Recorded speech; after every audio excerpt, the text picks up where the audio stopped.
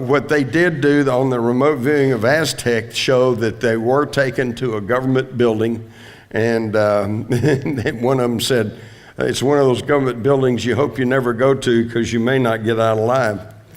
And then they began to draw some of the UFOs that they had seen. Ingo Swann, I know one time, was tasked to go and observe a Soviet submarine. And he was sitting there with a bunch of military officers, and he starts describing this circular object, and it just passed behind a cloud. And they, wait a minute, they said, are you talking about the submarine? He said, oh, no, I'm talking about this thing that's over the submarine. They said, well, we told you to look at the submarine. He said, yeah, but who wants to look at a submarine when you see a flying saucer up there, you know? So he was describing the flying saucer. So these are some of the drawings that the remote viewers did on the different types of saucers they saw.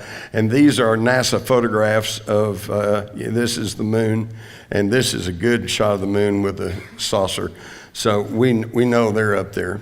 In fact, one of the remote viewers said, it looks like there's a parking lot around the Earth. There's so many craft up there. So, of course, there's different races. They finally said, all of them, they were not tasked to go look at UFOs, but nevertheless, they'd all do it. I mean, they'd tell them to go up in the upper atmosphere, take a look, see if they could see any high-performance aircraft up there. So they go look, and as Dave Morehouse once told me, he said, I went up there and looked at this craft. He said, those guys were not from the neighborhood. So they were not even from here. So at one point, a few of them got to talking. They said, well, look, you see them, I see them, we know. Where are they coming from? Is there some unity to all of this? Is there a command center? Is there something, for want of a better expression, the Galactic headquarters? So they tasked Mel Riley to go take a look at Galactic Federation headquarters. And he came up with this drawing of a beautiful lake in a high mountainous area. He said it was, his analogy was Lake Titicaca, and that there was a big flat plateau there. And on this plateau was a pyramid with a ramp and an opening in this mountainous area above this lake. And he says, I found myself moving up an inclined causeway with rough stone walls on both sides. At the end of the causeway is a long, dimly lit rectangular corridor constructed of smooth dressed stone on all sides. He said, this is an entrance to a beautiful white pyramid type structure on a rocky-like promontory with, interestingly enough, these two obelisks on either side. As he went in, he said he had a feeling that this was a familiar place. He felt warm and accepted, and like he was almost like, I'm home. And he said there was a stone dais or altar here, and he just strolled in and laid down on it mentally.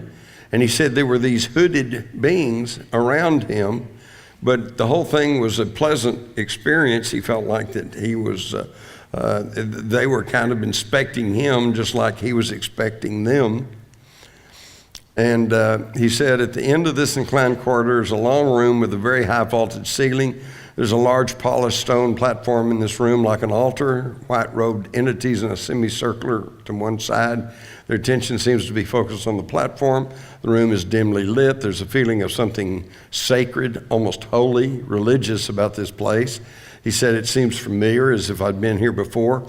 I climb onto the platform and lie down. I was then illuminated by a brilliant shaft of white light from head to toe. The light was coming from overhead.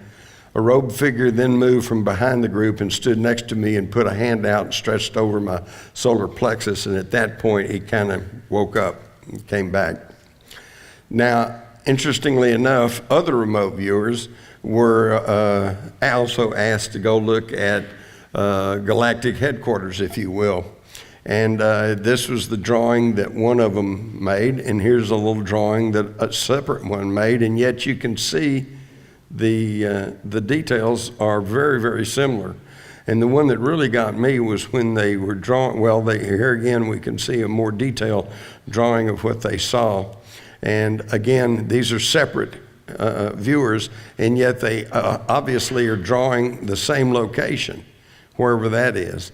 But I really like the drawings who see this city on another world, and it's in a kind of a bowl, and there's living quarters along the sides.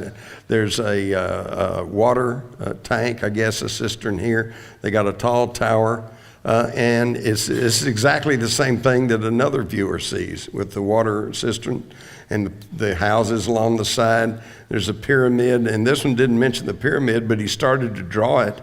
So here's the pyramid, and then the tower. It's all there. So see, once you really look at it, remote viewing may be our best opportunity to actually find out what's out there. Because why should we spend millions and billions of dollars on these heavy spacecraft, polluting the air and shooting people through the air and trying to go out, taking light years, 100 years just to go somewhere, when we can all go out there in our minds?